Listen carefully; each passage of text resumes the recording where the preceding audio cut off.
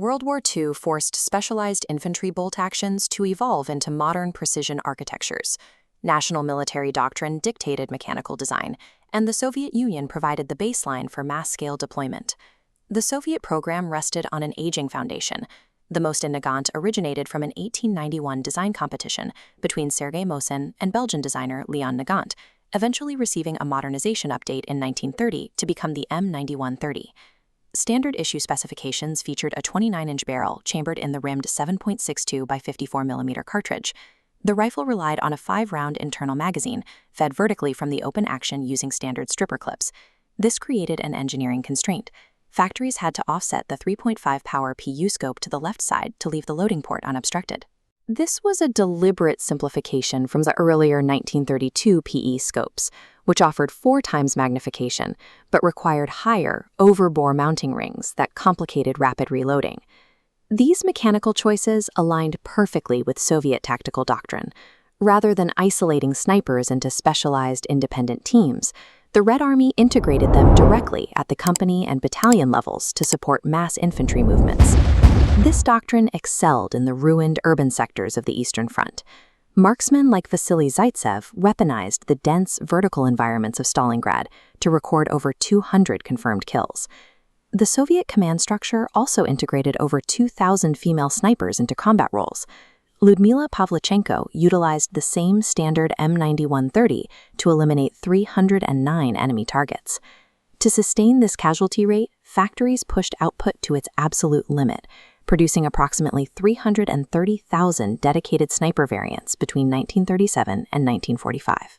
Soviet doctrine demanded mass volume and mechanical reliability over highly specialized perfection. They created a robust, simple baseline for wartime precision that allowed thousands of standard infantrymen to operate as effective sharpshooters. Further north, the 1939 Winter War forced snipers to operate in extreme cold, prioritizing human fieldcraft and environmental adaptation over raw production numbers. The Finnish military entered the conflict armed largely with captured Russian Mosin actions. The Civil Guard commissioned extensive modifications to create the M2830 and M39 rifles, adding heavier barrels, improved stock profiles, and highly refined trigger mechanisms. Finnish armorers squeezed out exceptional accuracy by hand-fitting components and meticulously seating the barrels to ensure harmonic consistency in sub-zero temperatures.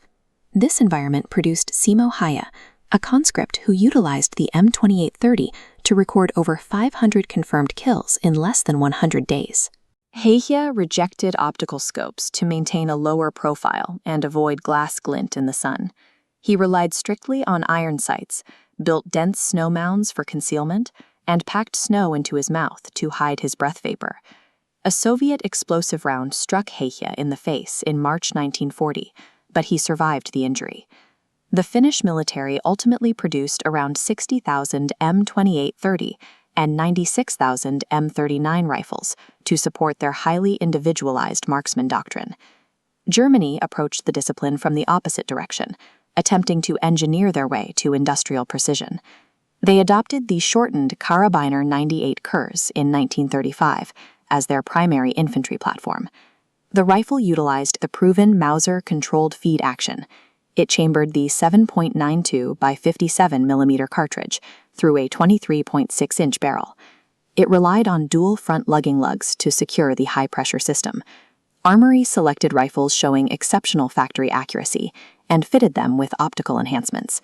Early models received 4-power Zeiss ZF39 scopes, while higher-grade variants utilized 4- or 6-power ZF42 scopes with fine adjustment turrets. German command supported this mechanical precision with rigid, highly structured training. Candidates attended specialized schools in Zossen, enduring deep psychological screening and intensive fieldcraft instruction. The Wehrmacht deployed 130,000 scoped rifles during the conflict, enabling lethal marksmen like Matthias Hetzenauer and Josef Allerberger to secure 345 and 257 kills, respectively. Finland successfully leveraged deep human fieldcraft to survive an extreme environment. Germany countered sheer Soviet volume with highly engineered, mechanically precise defensive platforms.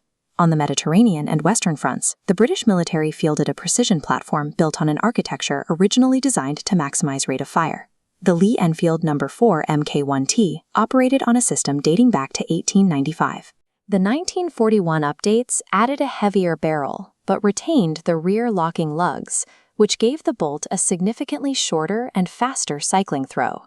This chart illustrates the platform's primary tactical advantage, a 10-round detachable box magazine.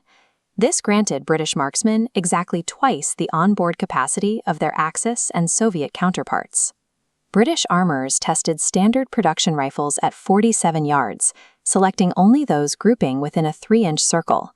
They fitted these chosen actions with a 3-power No. 32 Mark I telescope, offset left to preserve stripper clip loading. Operating in patient 2-man sniper and spotter teams, Commonwealth forces utilized the 26,000 T variants produced to dominate static lines of sight. The United States entered the war lacking a robust sniper program. They scrambled to field a standardized platform, rushing the Springfield M1903A4 into service. Built around a 24-inch barrel, firing the .30-06 cartridge, the A4 removed iron sights entirely. Manufacturers fitted them with either a 2.5-power Weaver 330C or a 2.2-power M73B1 scope. Marine Corps snipers operating in the Pacific often rejected the A4, preferring the older M1903A1, equipped with an 8-power inertial scope. This high-magnification optic mounted on sliding brackets, requiring the shooter to manually pull the scope forward after every single shot.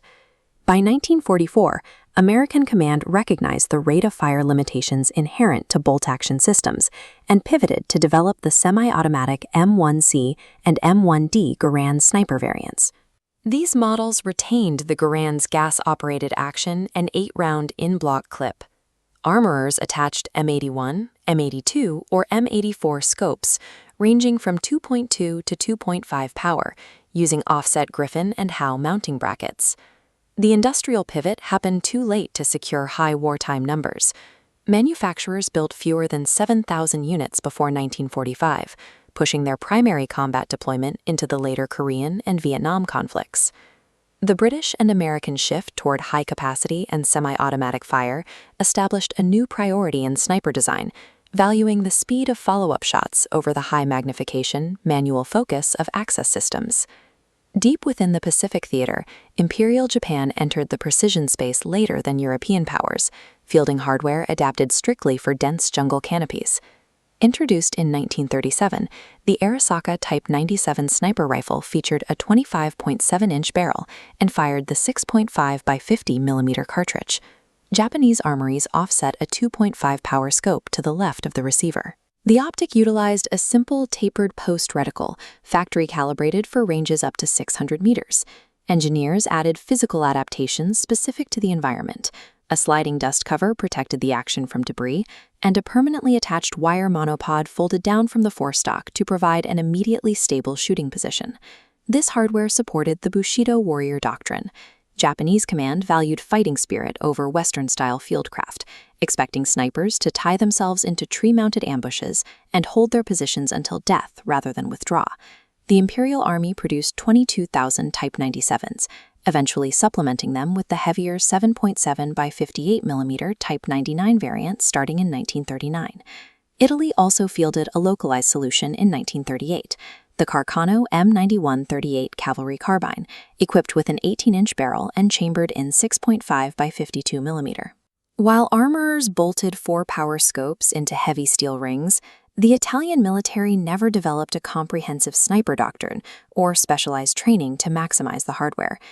The rifle offered a flat trajectory and very mild recoil, but failed to make a wide strategic impact during the war. It gained infamy decades later when Lee Harvey Oswald used a surplus M9138 to assassinate President John F. Kennedy in 1963. Hardware designed for rigid, unyielding doctrines, like Japan's static last stand tree ambushes, rapidly lost tactical effectiveness as the battlefields became highly mobile. The absolute upper limit of wartime precision engineering did not target personnel. The Soviet military aggressively scaled up sniper concepts to eliminate mechanized armor. In 1941, responding to the massive tank columns of Operation Barbarossa, Sergei Simonov designed the PTRS-41.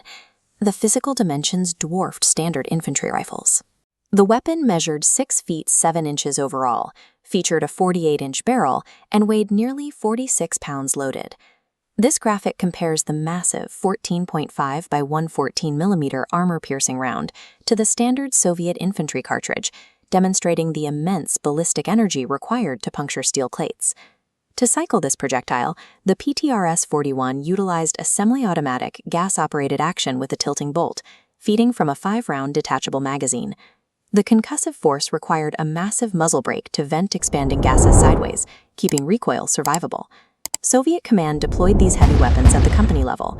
Crews primarily utilized the optics and high velocity to dissect light armored vehicles and punch through concrete bunkers. When utilized against enemy infantry, the 14.5 mm projectile delivered catastrophic lethality at distances easily exceeding 1,000 meters. Soviet factories managed to produce 190,000 units during the conflict.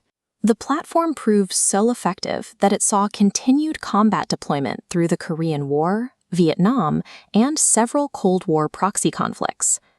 World War II established the sniper rifle as a specialized, doctrine-driven platform rather than a mere modification of infantry gear.